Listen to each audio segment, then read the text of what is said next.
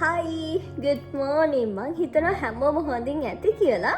අද සෙනසුරාදා. ඉතින් මම අද වැඩ කිහිපයක්ම කරන්න හිතාගෙන ඉන්නවා. ඔයාලා දන්නවනේ කොහොමද මගේ ක්ලාසස් දෙකම තියෙන්නේ. සෙනසුරාදාට මගේ ෆිට්නස් ක්ලාස් එකයි ඩාන්ස් ක්ලාස් එකයි. මුලින්ම ඩාන්ස් ක්ලාස් එක තියෙනවා. ඒකට රෙඩි වෙන්න ඕන. ඊට පස්සේ ෆිට්නස් ක්ලාස් එක තියෙනවා. ඊට පස්සේ මම පොඩි වැඩ වගේ ප්ලෑන් කරලා තියෙනවා. ක්ලාස් දෙක ඉවර කරලා මම යන්න හිතන් ඉන්න තැනකට මම ඔයාලව එක්ක යන්නම්. ඊට පස්සේ මොනවද වෙන්නේ කියලා මම දන්නෙත් නෑ. අපි බලමු අද දවස් ඇතුළත මොනවද මම කරන වැඩ කියලා. ඉතින් මම මුණ හොදලා වොෂ් එකක් දාලා ෆ්‍රෙෂ් වෙලා එන්න අපේ ක්ලාස් එකට යන්න රෙඩි වෙන්න.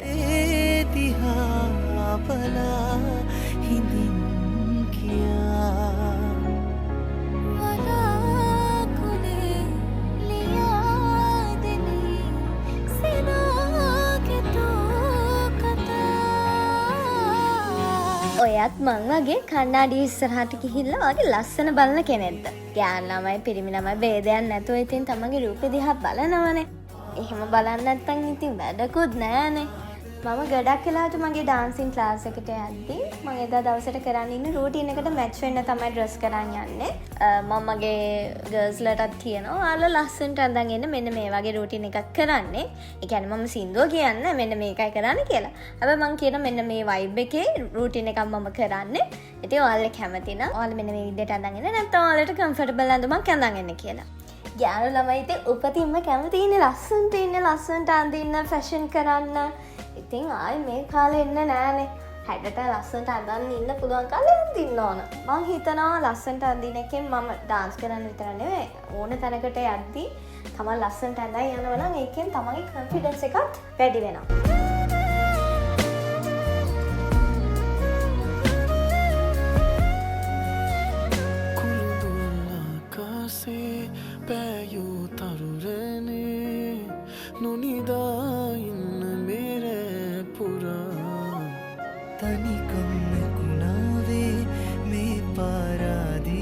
මේන් රූටින් එක කරන්න කලින් අපි මෙන්න මේ වගේ ෆ්‍රී ස්ටයිල් ඩාන්ස් එකක් කරනවා. ඒ කියන්නේ මම නටනවා ඒගොල්ලෝ මන් දිහා බලන් මාව කොපි කරනවා. ඉතින් මම හිතන විදිහට අපේ ක්ලාස් එකේ තමයි ටීචර්ව හොඳටම කොපි කරන්න පුළුවන් ළමයි ඉන්නේ. බලන්න එයාලා මූවමන්ට්ස් ගන්න. එයාලා දන්නේ නැහැ අඩුම මන් දන්නේ නැහැ මම මොකද්ද නටන්නේ කියලා. ඊළඟ ස්ටෙප් එක මොකද්ද කියලා මම දන්නේ නැහැ.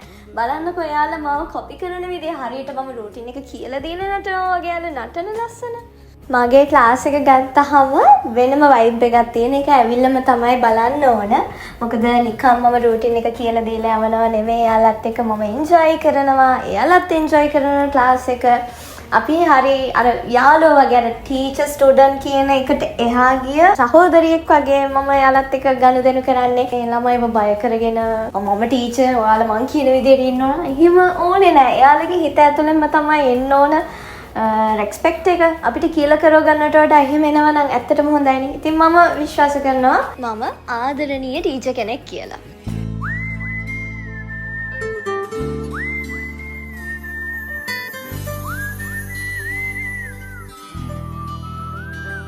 මේ තියෙන්නේ මගේ මහරගම තියෙන ෆිට්නස් ක්ලාස් එක. තව එකක් තියෙනවා. ඒක තියෙන්නේ බත්තර මුල්ලේ. ඩාන්සින් ක්ලාස් එක ඉවර කරපු ගමන් මම එතනින් ටුක් එකක් දාගන්නවා. තව ඩාන්සින් ක්ලාස් එකේ ළමයිනුත් ඉන්නවා ෆිට්නස් ක්ලාස් එකේ ඉන්න. දැන් ෆිට්නස් ක්ලාස් එකේ ළමයි අඩුයි.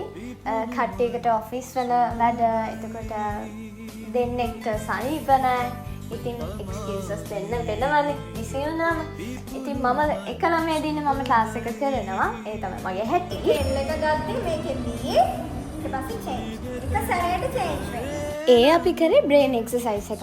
මොකද අපේ ළමයිට හොඳට ෆෝකස් එක තියාගෙන වැඩ කරන්න පුළුවන්. එහා මෙහා දුවන ඔයාගේ හිත එක තැනකට ගන්න මේ වගේ වර්කවුට්ස් වලට පුළුවන්. ක්ලාස් එක ගත්තාම අපේ ක්ලාස් එකේ යෝගා, ස්ට්‍රෙචින්, කාඩියෝ, මයින්ඩ් රිලැක්සේෂන් මේ හැමතේම ඉන්ක්ලූඩ් වෙච්ච ක්ලාස් එකක්. මේකත් වෙනම වයිබ් එකකට යන ක්ලාස් එකක්.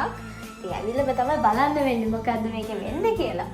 මං හිතන විදිහට ලංකාවේ මෙහෙම හැමදේම ඉන්ක්ලූඩ් කරලා කරන ක්ලාස් එකකට තියෙන්නේ මගේ ක්ලාස් එක.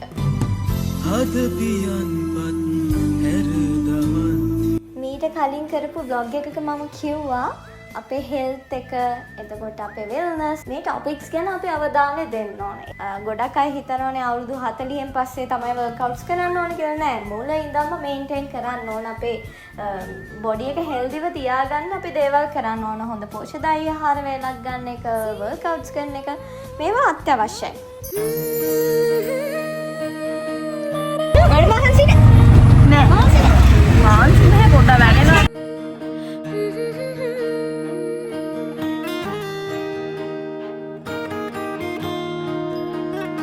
අපි යන්න ආස තැන් තියනවා නේද? අන්න ඒ වගේ මම යන්න ආස.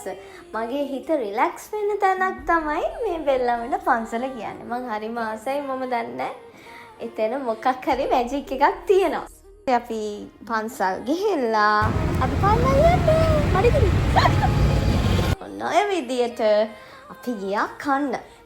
එතන කන්න ගියාට අපි කන්නම විතරක් නෙවෙයි ගියේ. ඇත්තටම බලන්න මේ වීව් එකේ ලස්සන. මම මෙතෙන්ට ඒ කියන්නේ මම 171 එකට ගිහිල්ලා තියෙනවා. හැබැයි රූෆ් টොප් එකේ ඉඳන් මම ඩිනර් අරගෙන තිබ්බේ නැහැ. ඉතින් අක්කි තමයි කිව්වේ රූෆ් টොප් එකට යන් මේ රාට හරි ලස්සනයි. රාට සින්දුත් කියනවා මෙතන. ඉතින් අපි යන් කියලා. අනේ මේ මට ගස්කොලන් කන්න බෑ ගෙදරත් කවනවා.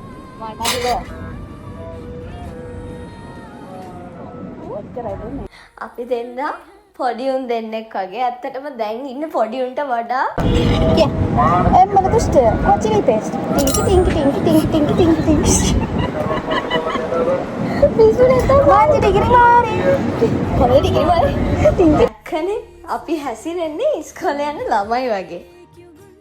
ඉතින් ඔන්න ඔය විදියට අපේ ඩිනර් එක අරගෙන ෆොටෝස් වීඩියෝස් අරගෙන ඊට පස්සේ අපි එතනින් පිටත් වුණා.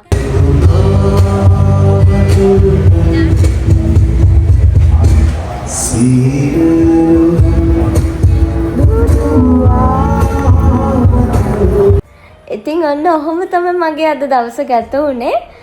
හිතුවා වගේ හිතුවටත් වඩා හොඳට මගේ වැඩ ටික කරගත්තා. ක්ලාස් දෙක හොඳට කරා. ඊට පස්සේ මම කලින් දවසේම තමයි බෙල්ලාවිල පන්සලට යනවා කියලා ප්ලෑන් කරලා තිබ්බේ. අක්කටත් කිව්වා අක්කි අපි යන්. ඊට අක්කි කිව්වා යන්. හැබැයි ඩිනර් ගන්න යනවා කියලා නම් එහෙම අයිඩියා එකක් තිබ්බේ නෑ. අපි කොහෙට හරි ගිහලා කනවා කියලා තිබ්බට 171 එකට යනවා කියලා එහෙම හිතන් හිටියේ නැහැ. ඉතින් ක්ලාස් ඉවර වෙලා ඒ කියන්නේ මාර මහන්සි.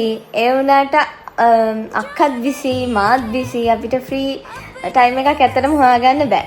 ඉතින් අර ඒකාකාරීව ජීවිතය ගත කරනට වඩා මට හිතුණා පොඩි චේන්ජ් එකක්. සමහරවිට මහන්සි වුණත් කමන්නේ පොඩි චේන්ජ් එකක් වෙන්න ඕන. ඒ හින්දා ලයිෆ් එක එන්ජොයි කරන්න බෑ. ඒකට අපිට ටයිම් එකක් නැත්නම් අපි ටයිම් එකක් හොයාගන්න ඕනේ. ඉතින් මම හොයාගත්ත ටයිම් එක මම මහන්සිය මම පැත්තකින් දීලා මම ඉතින් හොඳට කාලේ ගත කරා. ඉතින් ඔහොම තමයි අද දවස ගෙවුනේ. මම හරි සතුටින් ගත කරා. ඉතින් ලයිෆ් එක ගත්තාම හැමතිස්සෙම අපි බලන්න ඕනේ එන්ජොයි කරන්න. සතුටින් ගෙවන්න. අපේ ආදරණීයන් එක්ක ඉන්න. මොකද නැත්තම් අපිට ජීවිතේත් හරි බෝරින් වෙනවා. එහෙම වෙනවට මං කැමති නැහැ.